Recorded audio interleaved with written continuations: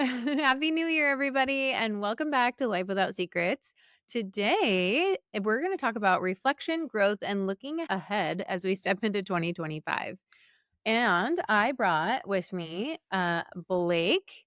He is 7, turning 8 in 2025. Rylan, who is 9, turning 10 in 2025. And of course, my husband, Mike Riddell, is here with us as well. Turning 21. Yeah, me too.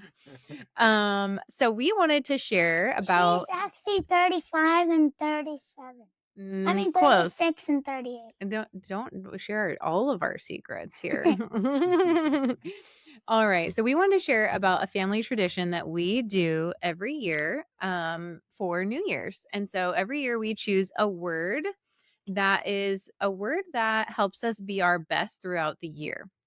And so we're going to start by reflecting on what our word was for 2024 and share those words and how that showed up in our lives. So, Blake, do you want to share your 2024 word? What was it? Believe. Believe. And if you're watching us on YouTube, don't hit the microphone. You can see his painting. So we choose a word and then we do a painting of our word. Okay, you can put it down now. That represents our word for the year. So that was Blake's. Mine is courage. You can see my little poster here if you're watching. And then Rylan, what was your word? My learn was learn for 2024. 2024 was learn. Yep, there we go. You can see hers. And then we have transformation. Woo. Transformation for 2024. For Mike. And so we want to share a little bit about how we were reflecting on how these words helped us through 2024. And then we're going to share a little bit about our new words that we've picked and some of our goals for 2025. Tape 2. Yeah, we started this episode and then we had to restart it because we undid our microphone. We're little wiggle worms over here. So, Blake, would you like to go first and talk about how believe showed up and helped you this year? How your one word helped you be your best this year? I believed in myself and making new friends. It helped me overcome fears. It helped me believe more stuff about myself and other people. And it helped me be proud of myself and gain some confidence. Helped me believe in myself. Visiting therapy helped me seeing better with my glasses. Yeah. So these are Blake went ahead and told me all the things that believe showed up, and so he talked about how it helped him make new friends, how it helped him overcome his fears, how it helped him believe in himself and other people. He believed in growth. He had learned that he had something called amblyopia this year, and he had to believe in himself that he could get through vision therapy, and he was really positive about it and grew from that and has made huge progress. Huh, Blake? Yeah. Mm-hmm. Yeah, so it showed up for him. And Rylan, what was your word? My word was learn, as I was saying. Yep. And it helped me get through a lot this year for like school, tests, and like lessons. And it like made me more open, I feel like. Open to learn. And then I also got through like volleyball that I just tried new this year. You learned volleyball this year. Mm-hmm. And I got to All-Stars in soccer. I feel like learning helped me. And then I also got through like challenges. I embraced learning skills as like a tool to negativity.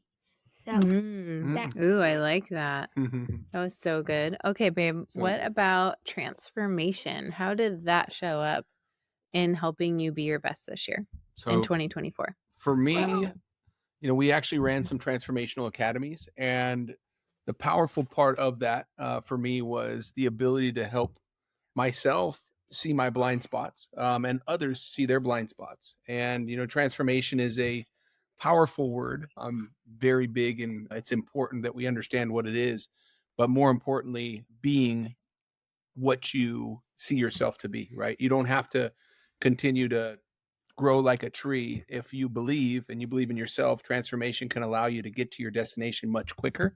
It's just really shown up in my life, in my business, literally transformed our business. This year was incredible, and it's allowed us to hit some of our family goals, which we'll go over later in our episode. So we're excited about just everything that God's doing in our lives. Yeah, I agree. Well, my word was courage, and this showed up a lot for me this year. I wanted to be courageous in a lot of the things that I was doing. I think it takes a lot of courage to step outside of our comfort zones and try new things. And so for me, it really helped me teach and lead my marriage course that I did this past year. I had the courage to honor myself when I needed to. So there was times where I stepped back from like social media and things, which took actually courage because there was a fear of like, what's going to happen if I do that? Like, is the show going to continue to grow? Um, there's all kinds of things that come up with that, but at some point we have to just have the courage to honor ourselves. And so that was a big thing for me, a courage to chase my dreams and kind of grow in my career as a nurse. There's something I'll probably be announcing maybe in January. Some point we'll do another episode about some career things that I'm doing in nursing that have taken a lot of courage this year. I would say courage in just trusting in faith. And then we'd made some big goals in our family this year. And one of them was investment properties. And it takes a lot of courage to step outside of your comfort zone financially as well. And we made some big steps and made some investments this year, and that's going to help our family, and I'm excited to see that grow as well. But it all required me to be courageous, to have courage in myself and everything going on around me. And so Blake saying bye, that was, I think, really awesome how that showed up for me, and I'm excited for 2025. So excuse all the background noise because we invited our kids on this one, and everybody that has kids knows that like they don't want to sit still on here for a while, but they did want to come on here and share with you. So I'm excited to be able to have them on here. One of the things that we do to find our word is, we listen to the book, like we talked about. John Gordon has a book called One Word. And if you don't have the one for kids, I highly suggest you go get it if you do have kids. And we read the book, and then we do some breathing techniques, and we really let that word come to us instead of us trying to find the word. So I usually write out like a list of goals that I have in the 2025 year, and these can be big or small. And then we kind of do our heart math and figure out what that one word is that comes to our hearts. And so, do you want to talk about your word this year? Yeah, for this year, the word that came to my heart was blissful. So I think there's a lot of words that were kind of going back and forth, but one of the things for me is joy and blissfulness in my life. And this year coming up, I'm excited. I'm all about transformation, but also leadership, and people feel it. I think we're in a world right now where things are going so fast. There's a lot of uncertainty, and there's a lot of just, I don't want to say fear, but there's a lot of things that are going on. And I believe the world needs more blissfulness. So if I can be that, I believe it can help other people. And I'm excited about that. So that's my word for the year, blissful. Yeah, I like that word. More joy. Rylan, since you came back to us really quick, do you want to share what your one word is going to be for 2025? My word for 2025 is love, because I think that I could be more loving, and I think it will help me better, just because like sometimes when times are rough, I can just like believe and love in God and like help me. Mm-hmm. Will help me when like Help you make good choices. yeah. Yeah, out of love. I like that. I love that, Susie. My one word is resilience. And I talk a lot about resilience and how we have to have resilience for our relationships, for everything that we're doing. And some of the things that I'm stepping into in 2025 are going to require me to build my resilience and be able to show up in every area of my life, whether that's my faith, my family, my fitness. My family and I decided to do a fitness challenge for the first 6 months of the year, and so we are competing. So this should be really fun and interesting. And then in my job, and there's going to be some changes to our schedules and our routines and our family, and I think it's going to require us all to build our resilience and be more aware of that. And resilience is just our energy that we have inside of us to adapt to or recover from or face challenges in our life. And so when we have more resilience, we have more energy to show up to the things and be who we want to be. And so it was a word that has really stayed with me when I've been thinking about this and my goals for 2025. And then Blake ran away from us already. But I will share his word for 2025, and he can maybe talk about this more later, but he actually went through quite a few words, interestingly enough. He was like saying he said believe, which was his word for this last year, and then he mentioned faith being his word. And then we did a heart math exercise, and what the word that came first to him was brave. So that's going to be his word for 2025. And so I'm super excited to see how that will show up for him and make him be his best self in 2025 and accomplish all of his goals. So highly encourage you guys to think about what that one word would be to help you be your best this year. What do you want to think about when you're making choices in your life? I think it's really important when you have that one word, and doing a painting about it and keeping it somewhere where you can see it, I think is a good way to remember to keep that in the forefront of your mind when you're making decisions. Yeah. Right? Yeah. I think the other thing that we lack in our lives is focus. And Mhm. I think this one word can allow us to hyper focus on, the things that we need to focus on. And if we focus on the right things, right, where our focus goes, you're going to see that the things are going to grow. So it's Mhm. exciting. Yeah. Do we want to talk about our goals yet, or should we? What do you think? It's up to you. Well, I can give you guys, so I kind of go through different kinds of goals. They're going to be big or small.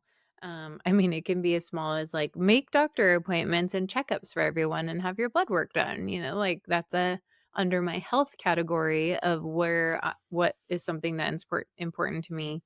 And then I have a fitness goal, and that's part of competing with my family that goes along with health, right? And then I think it's important that you talk a little bit more about this because a lot of people, at the beginning of the year, I know. a lot of goals are being said, and it's like, Mhm. oh, here goes another goal thing. I think really understanding it's kind of recalibrating. It's not like, hey, we just do this at right now at the beginning of the year, Yeah. right? Maybe next month or the first quarter, we start to revisit. We Yep. look back, hey, what did I do? How do I change this? Because a lot of times people get sick of goals because they set them, they don't hit them, and one of the things that's kind of on my heart as we were going into this podcast is, Pastor Rick talks about a lot of people really underestimate what they can do in a long period of time, but they overestimate what they can do in a short period of time. Oh, so good. Right. So So true. when you're overestimating, you're saying, oh, my goal is to make $100,000 in the next 6 months. And then you get there and you don't hit it and you're just deflated. Right. You're like, I don't want to talk to people. I don't want to tell people.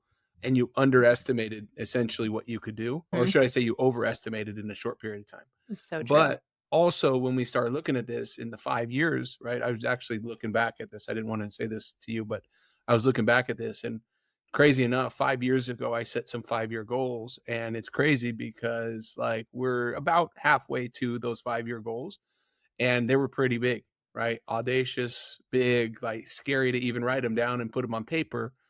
And it's surreal. It's fulfilling, and I really feel that God's guiding the path. And the more focus we put on it, and the things that we can do to work together, husbands, wives, families, Mm-hmm. right? This is a business, and the most valuable business we could ever have. And that's kind of one of the things that Mark's taught us this year, and really the last couple years, is our focus in running our business, running our family as a business, and the most important business that we could ever run, because at the end of the day, you'll be there laying down and you're going to be going to heaven, if you believe. And the reality is you're going to be asking for more of this, like the fun times at the holidays. You're going to be asking for your wife, your kids. You're going to Mm-hmm. hope that people are there, because at the end of the day, you can't take money. You never see, what did Pastor Rick say on that? You can't take a hearse full of belongings to your grave. Mm-hmm. And it's powerful. So I think that it's important that impact is something that we're going after. And I'm just so grateful that our transformation in our marriage, because you guys, we share what we've went through. I hope it inspires you. I hope it inspires the world to realize we come from a time where things are broken, but we fix them and we keep working on them. And we don't just give up, like TikTok and all these other things point us out to do. Oh, it's so quick. You can do this. Go get a new husband. Do that. It's work on your relationships. Work on your relationships with your kids. One of Mm-hmm. my goals was to, me and Sion transparently didn't have a great relationship, and it brings tears to my eyes, because, I started thinking about it, and this was years ago, and doing the same things to get different results doesn't work. You Mm-hmm. have to do something different if you want different results. And I started just loving on him. And that was probably when he was like 12, 13. We were going through some tough years. And I can sit in front of you today and just be like so grateful that I was able to strengthen the relationship with our oldest. And it's exciting. You know what I mean? Mm-hmm. These are the things that life is really worth and about. Not about money. It's not about this. It's that. Like, those things come to people that do the right things. So Yeah. that's And where my heart's at. and what's fun is, speaking of our oldest, he hasn't really participated in the one word, and he chose to this year, which I'm super grateful for. And his word this year is thrive. And his girlfriend picked a word as well. And her word is patience. So I'm super excited Mhm. to see them kind of explore that word. They're going to be a part of our, hopefully, painting our word, and Mhm. really focusing on that and what that means and how they're going to use that to be their best selves this year. So I am just super grateful and super excited for that as well. But I like that you mentioned that, a lot of times people make goals at the beginning of the year and then they just don't hit them. And then they just like keep pushing through and might kind of kick themselves for it, Mhm. and we give up. And how, you said like, look at it more long term than short term. I think that is Mhm. super important. And I think that for us, we do like quarterly reviews of our goals. So we'll write down some goals, and they'll be in different categories, and some of them will be together and some of them will be individual. Some will be for our family, for our business. And then we look at these each quarter and see like how far away are we from them, or are we closer to them, or do we want to just get rid of that goal completely? Maybe it's not a this year goal. Maybe that's a goal for the next year. So kind of like looking at that and figuring out what fits best, but also not necessarily like getting rid of it, but pushing it forward. Maybe there's something that you need to learn before you get there. So this past year, to be transparent, like I got to June and I was like, you know what? I'm not hitting my personal financial goals this year. And so I had to make some hard decisions and pull back in July from a lot of things that I was financially spending money on and not getting like a return. And so I think it's important to really have these kind of check-ins with yourself, whether that's weekly, monthly, quarterly, 6 months from now, and like really ask yourself the truth. Like, where am I really right now? Is this something that really fits me in my life right now? Is this something that is bettering me or holding me back? Or is there a hard decision that I need to make elsewhere in order to fit that goal? And really, I think that you can have like, uh, at the most 5 big goals a year. This is my personal opinion, like at the most. Okay. And then in those 5 goals, you don't just make a goal, like you make a strategy. And so, like, maybe, your goal is, like I was talking to this with our family yesterday. It's like, okay, you have a goal of starting college, right? So, what are the steps that you need to do in order to make that happen, right? And you start from where you are right now and you build it up, but you don't just talk about it. You set it on your calendar. So, like, on January 6th, I'm going to call and do this. On January 7th, then I can do this. And we plan it strategically from mentally and from a physical standpoint of like actually putting these things on your calendar so you can watch them happen. So you know when at what point of the year. And sometimes your goals, like let's say you have 5 goals, sometimes I also make like this is a quarter 1 goal, this is a quarter 2 goal, this is a quarter 3 goal, and this is a quarter 4 goal. So maybe you have 5 goals, but you're not going to like go all in on all 5 of your goals in January, right? Like what is the first priority? What's goal number 1? What's your first priority that needs to happen this year? What is that one thing that is going to affect all the other things in your life? That's your first goal. And that's the one you start with. That's your quarter 1. And if you didn't accomplish all the other goals yet, that's okay because you needed this one in order to prove to yourself you could get to the next one. So I look at things like in that type of framework. Yeah, I love it. I think there's a lot of conversation around it's a goal, right? But a goal without a plan is a wish, right? We've all heard that. And that's exactly what we're talking about. It's, well, I want to get to 200 pounds, but I still want to eat cheeseburgers. Like that's not going to sustain. By the way, you guys, my family is sabotaging me. We had Christmas at our house, and I'm just going to point this out to everybody. Everybody left their food at my house. I have like brownies, cake, Ribeye, what pies, is that? prime rib. Prime rib. Oh like my god. all this stuff at my house, and we just started a fitness challenge. And I'm like, did you guys purposely leave me all these things to look at so that you could sabotage my results here? Throw them all away. And they didn't say that they didn't do that. So I don't know. We'll see who wins. We'll have to talk about it more. Maybe I'll invite them all on the podcast too, and they can help share their results on how this is going to go. But yeah, so choose a word, get your word done. Make sure you have a goal, but also have a strategy behind it. And, if you're working on new goals, this is something, if you go back to last year, I think it was like November 2023, I did an episode with my friend Kelly Kilpatrick about setting goals as well. And if you listen to that episode, it has some really good strategy methods in it. One of them being the start, stop, keep. So if you're going to start something new, what are you going to stop or what are you going to keep? So think about your big picture, because if you're already feeling like your schedule is full and you're adding another goal, you're more likely to not meet that goal if you didn't subtract something already. Addition by subtraction. Yes. So that's a good episode. I really love listening to when I'm making my goals, because it just puts it in perspective and gives you some strategy to do that. So anything else that you wanted to talk about? Well, one of the goals that Jill had for me, I know we told you guys on the last podcast. Well, that was a Christmas present. I know where you're going with this. And this is actually so funny. Okay, so we did bring this up on last week's episode for Christmas. I hope you guys had a wonderful Christmas, but it is, I think, important to touch on this. So at the end, We can't leave them hanging on this one. I know we probably can't leave you hanging. So if you have stayed around for this 25 minutes of goal setting, like you earned this information, because this is a great story coming up. Okay? Men, listen up, and wives, maybe you could share this, or not share this with your husbands. So was it yesterday? No. Okay. So on the 27th, Mike had a vasectomy. That was one of my my Christmas presents, by the way.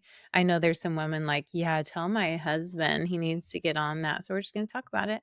Mike was a little nervous. He didn't think my jokes were very funny the night before. He was very serious. I, on the other hand, was having a little bit of a hard time having sympathy after pushing 3 children out. Of course, we Maybe have. her word should be empathy this year. But I did. I took him to the appointment and he got his vasectomy. And then, do you want to tell the story or you want me to? No, it would probably be great from your perspective. Then I can add my 2 cents. Yeah. So he's feeling, I feel like you were doing pretty good. And then they brought me in like later through the procedure. So I come in and all of a sudden he starts kind of getting weird, which by the way, he had like some little nitrous oxide and otherwise it was just like a local numbing, right? And so we start talking, he starts getting like, oh, I don't know, I just feel really weird and kind of I could tell he's like getting in his head. And so everything is done and all that jazz. And he goes to stand up and he stands up and he starts talking. And then next thing you know, I'm like, he looks really pale. And I'm like, do you need to sit down? And he sits down and literally the moment his butt hits the bed, he blacks out. Like I'm talking like passes out. And me and the assistant that was in the room, like I like grab his body from the front and his head is like going back so fast, like about to nail the wall behind him. And luckily the assistant caught his head. And he was like, he's completely passed out. So we're like trying to move his big body in the back into the chair to lay him down. And he's out like a light. And he wakes back up like, I don't know, maybe like 20, it seems like a minute, but it's probably like 20 seconds later. And we like put him back in the chair and he's like, oh my gosh, that felt so weird. And we got him some water and some juice and we ended up making it home. He was nauseous. Like he was, he, I think you were in your head though, babe. Why don't we talk about that? Okay. Well, here we are. By the way, this is so Friday, and we're recording this so 3 days after the fact, right? So I've been resting, thank God. But here's what I'll tell you, and I'm going to keep it really simple. Is all I could think about when this was happening is what's happening. I had no clue what was happening, to be honest with you. Like Jill's the kind of person that goes in deep and understands like what's happening. I'm the kind of guy like gets there, I just figure it all out. And I had no clue what was happening. And men, I'm just going to talk to you right now. And I'm going to tell you that if you're thinking about doing it, it's like all of what I'm saying is not physical. It's all mental. And what's crazy is like our thoughts become our reality. And leading up to this, super anxious, a lot of, do I want to do this? I don't know. And what's crazy is when I'm laying there and I'm just like, oh boy, I'm doing this. I think my anxiety levels were like through the roof. And like the doctor's like trying to have a conversation with me, asking me questions like, oh, what do you do for fun? And I'm like, bro, I couldn't even think straight as to what like questions he was asking me. So those of you guys that have done it, you guys can really relate to this. I'm sitting there wondering like, what is going on? And then, right, they go through this. It was probably a 15, 20-minute procedure. I'm like laying there. If that. Yeah, if that. And I'm sitting there and holy cow, what's just happened? Like just everything in my head's going like, am I going to be able to go to the bathroom? Like all kinds of weird thoughts going through my head. And by the time he was done, he's like, okay, pull your pants up. And I'm like, oh my gosh, this is too much. And I'm literally sitting there. He's like, okay, sit up. And I'm just thinking like, dude, like this is just crazy. And I sit up. And then when they're like, okay, you can go ahead and stand up. And I'm like, okay. So I stood up and they're like, are you okay? And I literally at some point, I just started to feel like I was going to puke. Like it was like a nauseous, like numbing, like I felt like I was going to puke. And then boom, just blacked out. 2 times in my life that I blacked out. Okay. One time, and by the way, I was a cop. I saw shot people, all kinds of blood, never had any issues with that stuff. You saw people shot, not shot people. Yeah. And here's what's crazy about this. Like I've literally never had any of these type of feelings until like when you start thinking about this. The other time that I actually blacked out was we actually are still in a debate, but I think it was when Blake was about to be born. She's saying it's when Rylan was about to be born. When I watched them, I was holding Jill. I watched them put the epidural in her back, and it hit the wrong spot. And she was like, ah, like it hurt her. So mentally, my brain was like, oh my gosh, my wife is hurt. And boom, I passed out.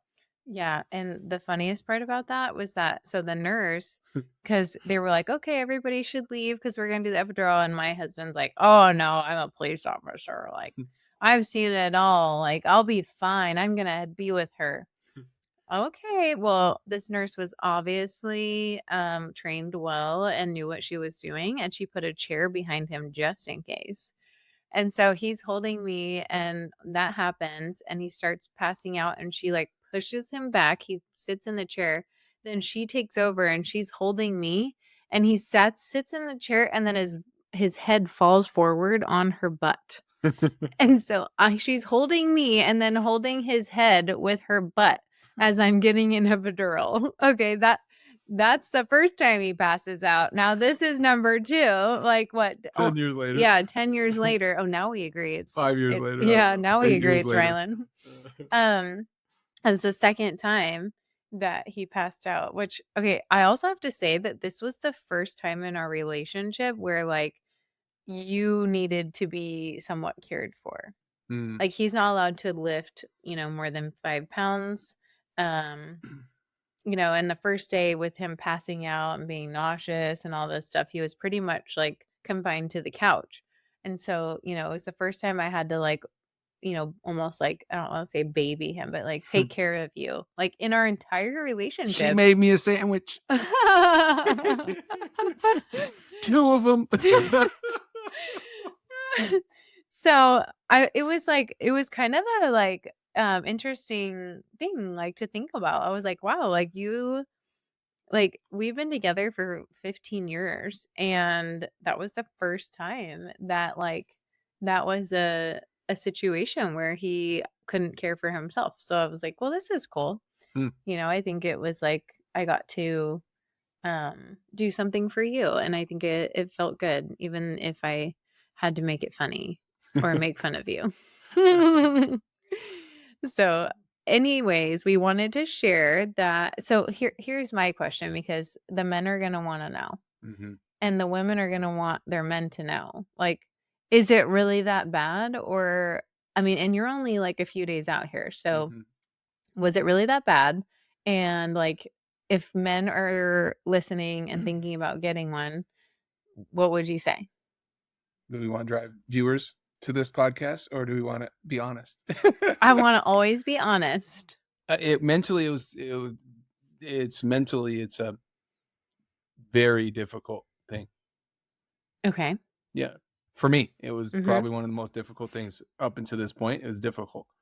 Physically, right? What happened, I mean, outside of like the pain, it feels like, I don't know how you could explain it, but it feels like you got like a knot in your stomach for the next couple of days, and yada, yada, yada, and the other stuff that goes with it. Not as bad probably, but definitely